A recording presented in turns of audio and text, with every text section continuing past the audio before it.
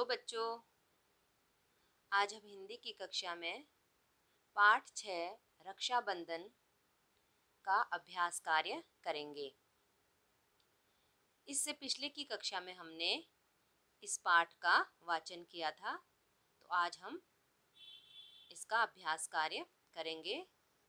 तो आप page number 34 निकाल लीजिए। तो चलिए शुरू करते हैं प्रश्न 2 से। प्रश्न 1 है, वह है प्रश्नोत्तर, तो वो मैं आपको कॉपी में लिखवाऊंगी बाद में। तो ये किताब में करना है, इसलिए आप प्रश्न 2 से शुरू करेंगे।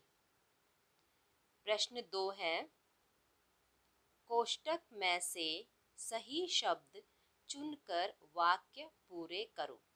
कोष्टक मतलब ब्रैकेट, जो ये ब्रैकेट दी हुई है ना, इसमें 2 शब्द दिए हुए हैं। तो आपको पहले इन वाक्यों को पढ़ना है, फिर उसमें देखना है कि इन दोनों में से कौन सा शब्द आएगा। क, रिमझिम सुबह से ही चहकती खालिस्तान रही है। तो बताइए कौन सा शब्द आएगा? टहल रही है या घूम रही है? सही उत्तर है घूम रही है, ये वाला। रिमझिम सुबह से ही चहकती घूम रही है। तो आप इसको पहले सही का निशान लगाएंगे, उसके बाद ये शब्द आप यहाँ पर लिखेंगे।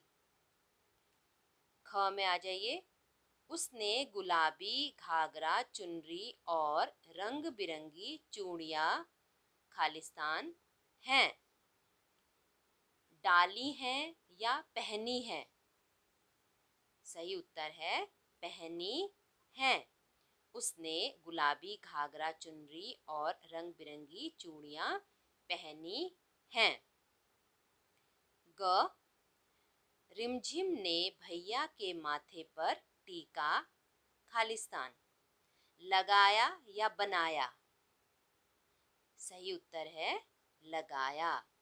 रिमझिम ने भैया के माथे पर टीका लगाया, तो ये लगाया शब्द आप यहाँ पर लिखेंगे। घ, रिमझिम ने भैया को मिठाई खालिस्तान खिलाई या पिलाई? सही उत्तर है खिलाई, क्योंकि पिलाए तो पानी जाता है, तरल पदार्थ को पिलाया जाता है, इसीलिए मिठाई क्या है? ठोस। रिमझिम ने भैया को मिठाई खिलाई। ङ, गुड़िया लेकर रिमझिम बाहर भाग खालिस्तान है। आती है या जाती है? सही उत्तर है जाती है। गुड़िया लेकर रिमझिम बाहर भाग जाती है। तो ये आपके रिक्त स्थान हो गए। आगे बढ़ते हैं भाषा से।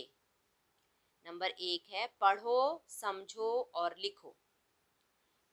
आपको जो ये खालिस्तान दिए हैं ना, ये इन पर यही शब्द दोबारा से लिखने हैं, लेकिन इनको साथ साथ पढ़ना भी है, इनका उच्चारण भी करना है। तो देखिए क है, ये प प्लस य, तो प के नीचे एक लाइन लगी है, इसका मतलब है इसे हमने आधा करना है, ये आधा प है। तो जब इसकी लाइन लगी होती है तो हम समझ जाएंगे कि इसे आधा कर कर लिखना है। तो देखिए इसकी जो सीधी रेखा होती है उसको हटाकर य के साथ जोड़ दिया गया है, तो ये बन गया प्य। तो ये पहले आपको पढ़ना है, उसके बाद यहीं पर इसको ऐसे ही यही शब्द लिख देना है। तो इसको पढ़ते हैं, प्यार, प्याला, प्यासा। ये चारों शब्द में, तीनों शब्दों में आधा प लगाएंगे। ख में आ जाइए, त के नीचे भी लाइन लगी है, इसका मतलब है ये भी हमने आधा करना है। जो इसकी खड़ी रेखा होती है, जो स्टैंडिंग लाइन होती है, उसको हटा दिया जाता है। देखिए त को सीधी रेखा हटाकर य के साथ जोड़ दिया गया है, तो ये बन गया त्य। तो इससे शब्द क्या बना? त्योहार, सत्य, त्याग। तो आपको यही सेम टू सेम नीचे भी लिखने हैं। नंबर ग है क और श, तो ये दोनों मिलकर श बन गया। इसे संयुक्त व्यंजन भी कहते हैं। देखो दोनों व्यंजन है, ये भी व्यंजन है, ये भी व्यंजन है, तो ये जब मिल जाते हैं तो ये एक दूसरा व्यंजन बन जाता है श। इसमें कोई आधा शब्द नहीं है, देखिए आधा वर्ण नहीं है ना, तो ये बन गया रक्षा, कक्षा, शिक्षा। तो ये जो क्षत्रिय है ये संयुक्त व्यंजन है।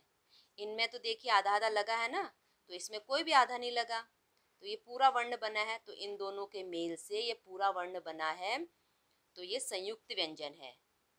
तो इसके शब्द ये हैं रक्षा, कक्षा और शिक्षा। अब आगे बढ़ते हैं नंबर 2, पढ़ो और समझो। आपको ध्यान से देखना है कि इनमें क्या अंतर है। दोनों सही हैं। सुंदर, सुंदर, हम सुंदर को ऐसे भी लिख सकते हैं स के ऊपर बिंदु लगा के, और हम इसको ऐसे भी लिख सकते हैं न को आधा लिखकर। इसी प्रकार बंधन, बंधन, दोनों बिल्कुल सही हैं। इंतजार, इंतजार, कहीं पर आपको ये लिखा मिलेगा और कहीं पर इस तरह का शब्द लिखा हुआ मिलेंगे, तो ये दोनों ही सही होते हैं।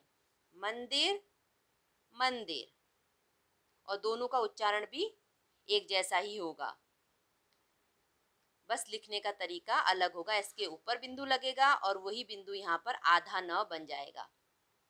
ठीक है बच्चों, इनको आपने बार बार पढ़ना है, तभी आपको ये समझ में आएंगे। आगे बढ़ते हैं, चलिए यहाँ पहुंच जाए ख। अब इनको भी समझना है कि इसमें क्या अंतर है। भाई बहन, भाई और बहन, तो देखिए जो बीच की लाइन लगी है ना इन दोनों के बीच में, छोटा सा, इसका मतलब और है, भाई और बहन। तो जब हमें और नहीं लिखना होता है तो हम कई बार ऐसे सीधा भाई बहन लिख देते हैं। तो इसका अगर विग्रह करते हैं, इसको खोलते हैं, तो इसका अर्थ निकलता है भाई और बहन। इसी प्रकार कुर्ता, पायजामा, ये डैश का मतलब ही और होता है, कुर्ता और पायजामा। घाघरा, चुनरी, घाघरा और चुनरी, इस प्रकार से इसे लिखा जाता है। नंबर 3 है समान अर्थ वाले शब्दों को रेखा खींचकर मिलाओ। तो बच्चों आपको रेखा नहीं खींचनी है, आपको इसके पीछे नंबर लिखने हैं। तो इसलिए सबसे पहले आप क्या करेंगे, इस साइड भी आप नंबर डाल देंगे, ठीक है। फिर उनके साथ ही इसको मैच करेंगे। तो ये मान लेते हैं कि पहले नंबर पे क्या है, त्योहार। त्योहार को और क्या बोलते हैं, समान अर्थ ढूंढना है, विलोम नहीं, उल्टा नहीं, समान। त्योहार को हम पर्व भी बोलते हैं, तो नंबर 1 यहाँ आ गया। देखिए इंतजार, इंतजार को प्रतीक्षा, किसी का इंतजार करना यानी प्रतीक्षा करना। प्यार, प्यार को हम प्रेम भी बोलते हैं। उपहार, उपहार का मतलब होता है तोहफा, गिफ्ट। भीतर, भीतर, इसका क्या होगा, अंदर, ठीक है। तो इस प्रकार से आपको नंबरिंग करनी है। लाइन कोई भी नहीं लगाएगा, क्योंकि लाइन से कई बार समझ में नहीं आता है। नंबर 4, सुनकर लिखो श्रुतलेख। ये सिर्फ आपको पढ़ने हैं और याद करने हैं, बाद में मैं आपको कॉपी में भी लिखवाऊंगी।